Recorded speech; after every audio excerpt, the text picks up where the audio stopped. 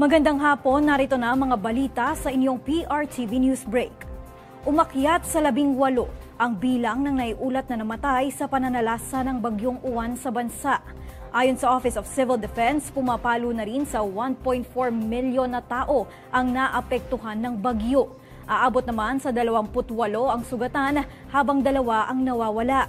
Samantala, aabot na sa mahigit 200 ang naiulat na namatay sa bagyong Tino. Higit 100 naman ang nawawala habang mahigit 500 ang sugatan. Dumako naman tayo sa Katarman, Northern Samar, kung saan nabigyan ng agarang tulong ang mga biktima ng bagyo. Sa detalye alamin natin mula kay Dan Kirk-Rekiez ng FMR Tacloban. Dan?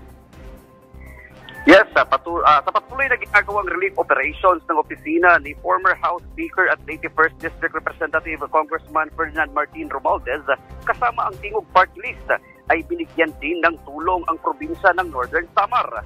Gabi na nang makarating ang grupo sa nasabing probinsya dahil aabot sa 6 hanggang 8 oras ang biniyahe nito mula Tacloban City. 500 pirasong food box ang kanilang dala na may lamang bigas, dilata, noodles, kape, biskwet, at iba pang pagkain. Kasama na rin ang mga kumot at balde. Ipamimigay naman ito sa mga Pacific towns ng naturang probinsya dahil sila ang nagtamo ng malaking pinsala sa pagdaan ng bagyong Uwan. Wala namang may naiulat na nasugatan o namatay sa probinsya ng Northern Samar. Maliban sa nasabing probinsya, ay mamimigay rin ng relief goods ang opisina ni Congressman Romualdez at Tingog Party List ngayong araw sa probinsya ng Northern Samar. Mula dito sa Katarman, Northern Samar, ito naman si Dan Kirk-Rekiez ng FMR Tacloban, nagseserbisyo para sa Pilipino.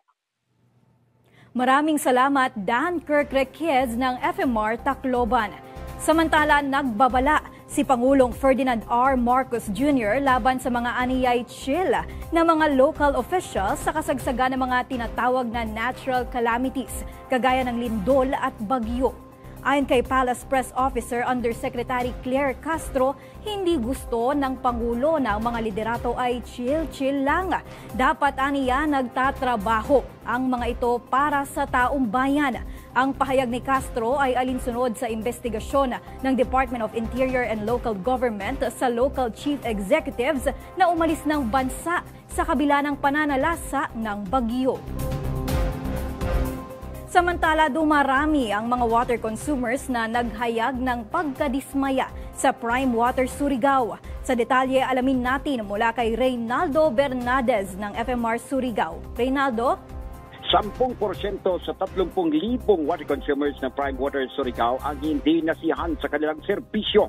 Ito ang maring pahayag ni Engineer Penensomo, General Manager ng Surigao Metropolitan Water District SMWD na nasa ilalim ng joint venture agreement sa Prime Water.